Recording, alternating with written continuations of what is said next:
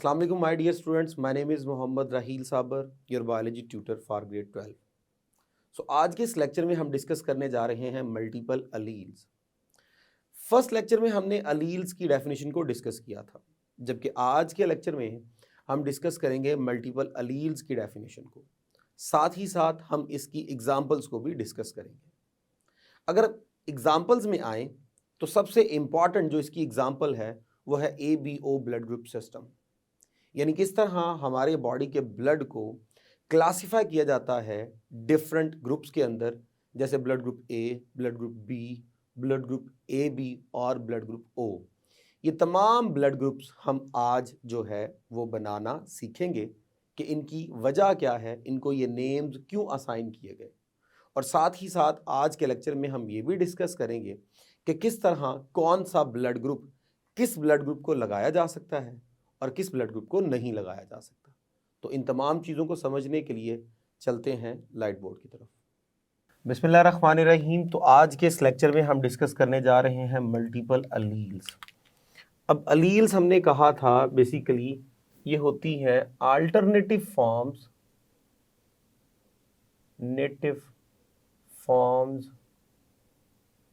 Of a gene. So एक gene की alternative forms को हम क्या बोलते हैं? अलील्स बोलते हैं। तो मल्टीपल अलील से मुराद ये होगा if a gene contain more than 2 alleles. अगर एक जीन के 2 से ज्यादा अलील्स होंगे तो इस कंडीशन को हम बोलते हैं मल्टीपल अलील्स। हमारे पास कुछ ऐसे भी जीन्स हैं, some genes have more than 300 alleles, mean that 300 उनकी क्या है? फॉर्म्स हैं। लेकिन एक वक्त में ट्रेड को शो करने के लिए 2 अलील ही जाते हैं। उसकी वजह यह है कि हमारे पास होमोलोगस क्रोमोसोम्स के अंदर 2 क्रोमोसोम होते हैं और अलील्स के पेयर में एक मेंबर जो है वो एक होमोलोग के ऊपर होगा और दूसरा हमेशा दूसरे होमोलोग के ऊपर होगा। हाँ, ये ज़रूर होगा कि डिफरेंट ऑर्गेनिज्म में वो पेयर डिफरेंट हों, लेकिन एक वक्त में हमारे पास 2 ही क्या होते हैं? शो होते हैं और वही कंट्रीब्यूट करके करैक्टर को शो करते हैं। तो हमारे पास अगर एक जीन की 2 से ज़्यादा जो है वो अल्टरनेटिव फॉर्म है, डिफरेंट फॉर्म्स हैं, तो हम उसे बोलते हैं कि ये हमारे पास एक एग्जाम्पल है मल्टीपल अलील्स की।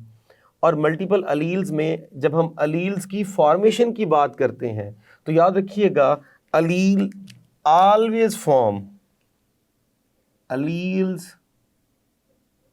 always formed by mutation। Alleles हमेशा म्यूटेशन से बनते हैं। जैसे जैसे किसी भी जीन के अंदर न्यूक्लियोटाइड्स की अरेंजमेंट में डिफरेंस आता जाएगा, उस जीन की नई से नई क्या बनती जाएंगी? फॉर्म्स बनती जाएंगी। और नंबर ऑफ अलील्स जितने ज़्यादा होंगे, याद रखिएगा number of alleles directly relate होंगे नंबर ऑफ phenotypic expressions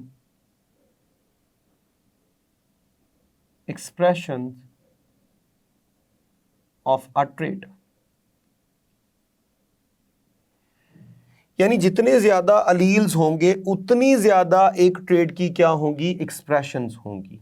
और जितने कम अलील्स होंगे उतनी ही कम उस ट्रेट्स की क्या होंगी? एक्सप्रेशंस होंगी। इसकी एग्जाम्पल हमारे पास जो है वो है ABO ब्लड ग्रुप सिस्टम। तो जो हमारे पास ABO ब्लड ग्रुप सिस्टम है ये मल्टीपल अलील्स की एक एग्जाम्पल है। तो आइए ज़रा इसको डिस्कस करते हैं। So let's talk about ABO blood group system.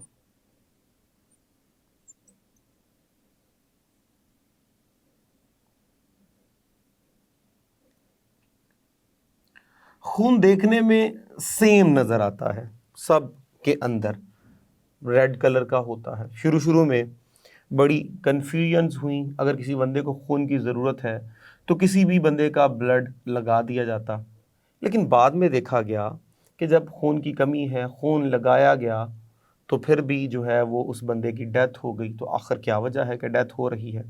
कुछ बंदे ऐसे भी थे, 10 में से कुछ 1-2 बंदे ऐसे भी थे जिनकी डेथ नहीं हुई, कुछ ऐसे भी है जिनकी डेथ होना शुरू हो गई। तो इस बात पे फोकस किया गया कि आखिर क्या वजह है कि कुछ की डेथ हो रही है और कुछ की डेथ नहीं हो रही। जब उसका केमिकल एनालिसिस किया गया तो मालूम पड़ा कि ब्लड सब में एक जैसा नहीं होता। सो 1901 में एक साइंटिस्ट था, कार्ल लैंडस्टीनर। इसने एबीओ सिस्टम को इंट्रोड्यूस करवाया और इसने बताया कि बॉडी में जो ब्लड होता है ये 4 तरह का होता है और ये जो टाइप्स हैं ये बनी on the base of antigen present on RBCs.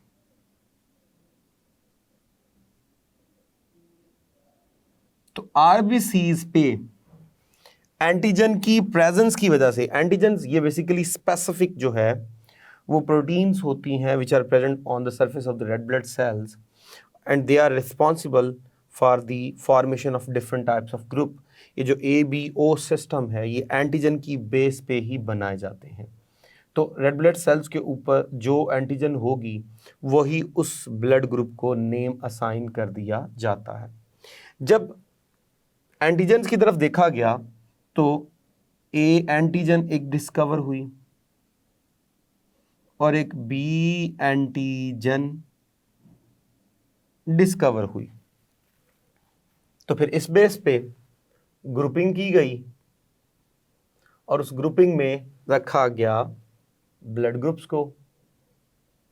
तो आइए जी देखते हैं ब्लड ग्रुप कौन कौन से हैं। 4 ब्लड ग्रुप्स बनाए गए, ब्लड ग्रुप्स। अब इन ब्लड ग्रुप्स में एक है हमारे पास ब्लड ग्रुप A, एक बनाया गया ब्लड ग्रुप B, एक बनाया गया ब्लड ग्रुप AB और एक बनाया गया ब्लड ग्रुप O। ये 4 जो हैं वो हमारे पास ब्लड ग्रुप्स बनाए गए। अब ये ब्लड ग्रुप किस तरह बनाए गए? On the base of antigen present on the surface of red blood sales. तो आइए जरा बात करते हैं एंटीजन की। On RBCs.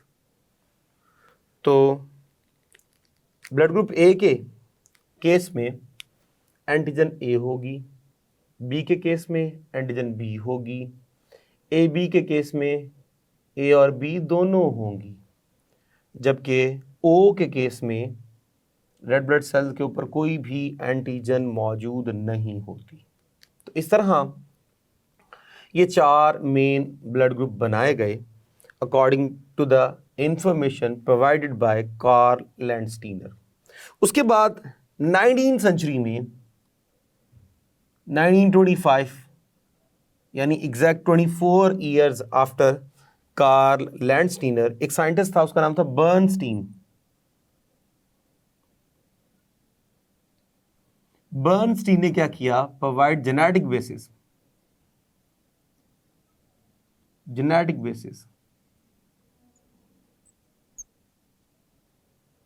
Of ABO system. इसने ABO सिस्टम की जेनेटिक बेसिस को आइडेंटिफाई किया। अब वो जेनेटिक बेसिस क्या थी? इसने बताया कि क्रोमोसोम नंबर 9 के ऊपर एक जीन है I,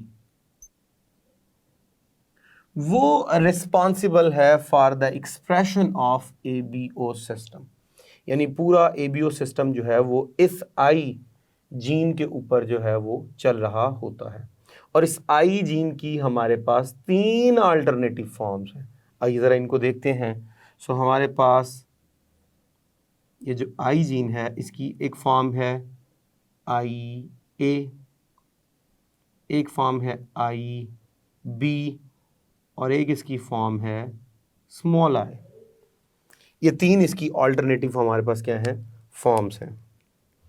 अब अगर मैं बात करूं आई ए की, तो आई ए करता है प्रोडक्शन ऑफ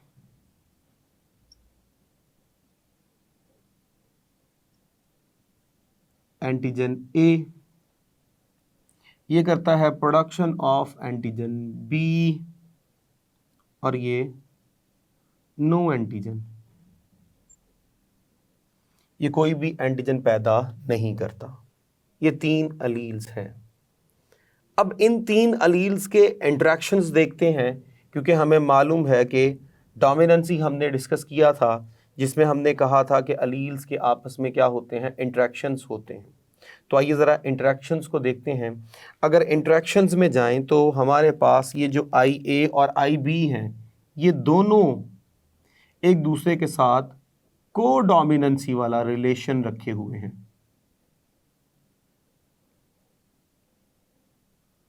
को डोमिनेंसी वाला रिलेशन रखे हुए हैं, जबकि ये दोनों सेपरेटली अगर हम देखें तो ये दोनों के दोनों आई के साथ कंप्लीट डोमिनेंसी वाला रिलेशन रखे हुए हैं।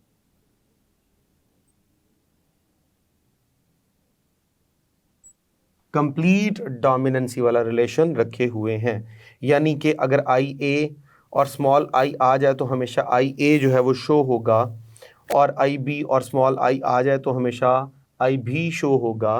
लेकिन आई ए और आई बी दोनों इकट्ठे आ जाएं तो दोनों अपना अपना करैक्टर क्या करेंगे, शो करेंगे।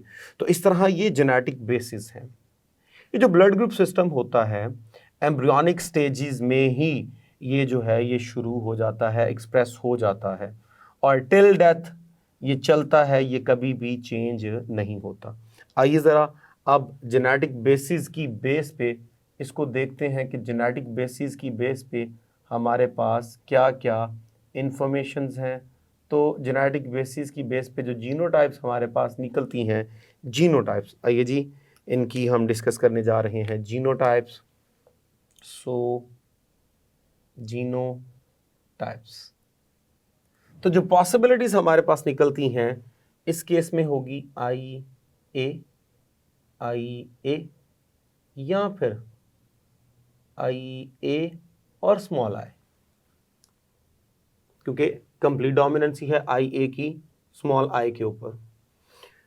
यहाँ पे हमारे पास बनेगी आई बी या फिर बनेगी आई बी और स्मॉल आई, जबकि हमारे पास यहाँ पे जो कॉम्बिनेशन बनेगा वो बनेगा आई ए आई बी और यहाँ पे स्मॉल आई।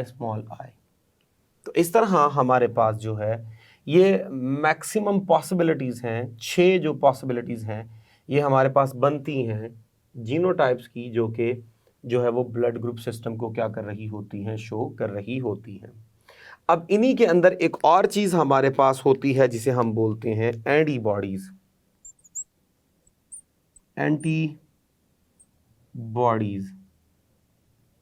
और जैसे ही बर्थ हो जाती है तो बर्थ के 1-2 महीनों के बाद ये प्रोडक्शन होना शुरू हो जाती है, और ये आमतौर पे एंटीबॉडीज़ जो होती हैं ये होती हैं in the plasma of the blood, और ये बनती हैं इन रिस्पॉन्स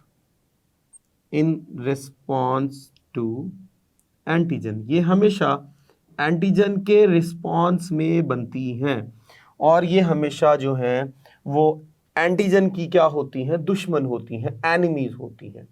यानी एंटीबॉडीज़ का मेन पर्पस होता है टू किल एंटीजन। तो इनका जो मेन पर्पस है टू किल एंटीजन। तो हमेशा याद रखिएगा जब हम ब्लड ग्रुप सिस्टम को डिस्कस करेंगे तो जब आपने बताना है एंटीबॉडीज़, तो कभी भी वो एंटीबॉडी नहीं होगी जो उसके अंदर एंटीजन होगी। मिसाल के तौर पे अब यहाँ पे हम एक और कॉलम जो है वो लेते हैं, उसकी रोज बना लेते हैं, और अब हम डिस्कस करने जा रहे हैं एंटी बॉडीज के कौन कौन सी एंटीबॉडीज हैं। तो अगर तो ब्लड ग्रुप ए है तो उसमें एंटीबॉडी जो है वो बी होगी। कभी भी वो ए एंटीबॉडी नहीं रखेगा, क्योंकि एंटीबॉडी का काम है एनिमी के तौर पे ट्रीट करना ए को और उसको किल करना। तो ए अगर एंटीबॉडी ए ही पैदा कर ले तो ए और ए दोनों एक दूसरे के साथ जो है वो फाइट करेंगे, जिसे हम बोलते हैं अग्लूटिनेशन, यानी क्लम्प बन जाना। रेड ब्लड सेल्स डिस्ट्रॉय होना शुरू हो जाएंगे, then they will clump together, और वहाँ पे गुच्छा सा बन जाएगा और ब्लड वेसल जो है वो ब्लॉक हो जाएंगी। तो अगर एंटीजन और antibodies if both are same then they will compete with one another and this phenomena will be considered as clumping of RBCs, यानी अग्लूटिनेशन ऑफ RBCs। तो अग्लूटिनेशन हो जाएगी। अब जब B है तो उसके अंदर एंटीबॉडी होगी A के खिलाफ, यानी ब्लड ग्रुप A अपने पास ये शो कर रहा है कि मेरे पास A है, मैं B को आने नहीं दूंगा। B शो कर रहा है मेरे पास B है, मैं A को आने नहीं दूंगा। अब जब हम बात करेंगे AB की, तो AB में एंटीजन A भी है और एंटीजन B भी है, तो ये कोई भी एंटीबॉडी नहीं बनाएगा, इसलिए यहाँ पे आ जाएगा 0, यानी नथिंग। क्योंकि अगर ये A और B बना लेता है तो इसकी अपनी ही एंटीजन डिस्ट्रॉय होना शुरू हो जाएंगे और अग्लूटिनेशन हो जाएगी, क्लम्प जो है वो बन जाएंगे। जबकि अगर हम O की बात करें तो उसमें एंटीजन A भी नहीं है, B भी नहीं है, तो वो A के खिलाफ भी रेजिस्टेंस शो करेगा, B के खिलाफ भी रेजिस्टेंस शो करेगा, यानी उसके अंदर एंटीबॉडीज A भी होंगी और B भी होंगी। तो इस तरह जो एंटीबॉडीज हैं उनकी फॉर्मेशन होती है इन रिस्पॉन्स टू एंटीजन। जो एंटीजन होगा हमेशा उसके खिलाफ कभी भी एंटीबॉडी नहीं बनती। हाँ, जो एंटीजन नहीं है उसके खिलाफ एंटीबॉडी बनती है। जैसे ए में एंटीजन बी नहीं थी तो बी के खिलाफ उसने इम्यूनिटी बना ली, बी में ए नहीं थी तो ए के खिलाफ बना ली, ए बी में दोनों है तो वो कभी भी इम्यूनिटी नहीं बनाएगा, और ओ में चूंकि दोनों एंटीजन नहीं है तो उसने ए और बी दोनों के खिलाफ क्या कर ली है, एंटीबॉडीज बना ली है, इम्यूनिटी बना ली है।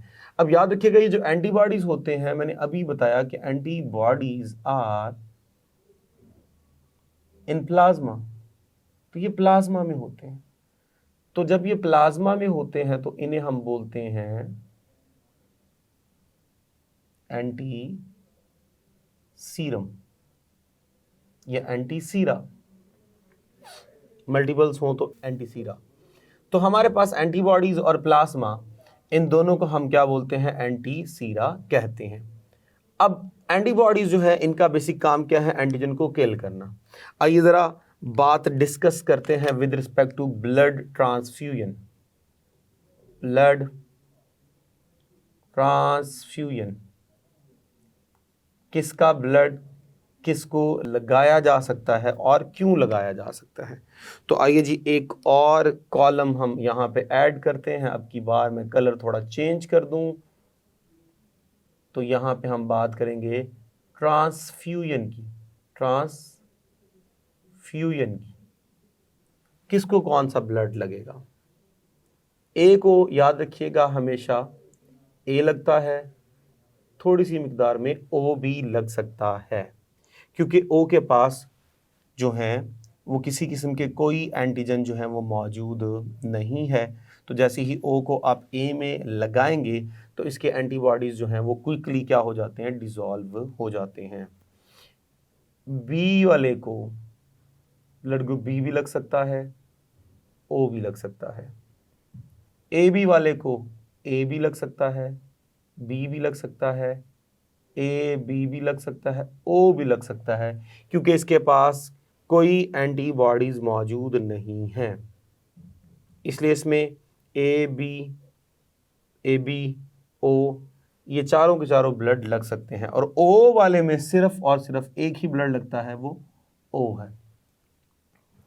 अब हमारे पास याद रखिएगा मैं बी का ब्लड ए को नहीं लगा सकता, उसकी वजह ये है कि बी के पास जो एंटीजन है वही एंटीबॉडी ए के पास है। मैं ए को कभी भी बी में नहीं लगा सकता क्योंकि बी के पास जो एंटीबॉडी है वो उसके पास एंटीजन है और इसके पास जो एंटीजन है वो उसके पास एंटीबॉडी है, तो क्लम्प बनना शुरू हो जाएंगे। अब इस ट्रांसफ्यूजन के मुताबिक ए बी जो है, ब्लड ग्रुप ए बी, वो कंसिडर होता है यूनिवर्सल रेसिपिएंट, क्योंकि ये तमाम ग्रुप से ब्लड रिसीव कर सकता है। और ओ चूंकि सबको लग सकता है, ओ उसे हम बोलते हैं यूनिवर्सल डोनर, क्योंकि ये सबको ब्लड लग सकता है। लेकिन याद रखिएगा हमेशा ओनली फॉर स्मॉल ट्रांसफ्यूजन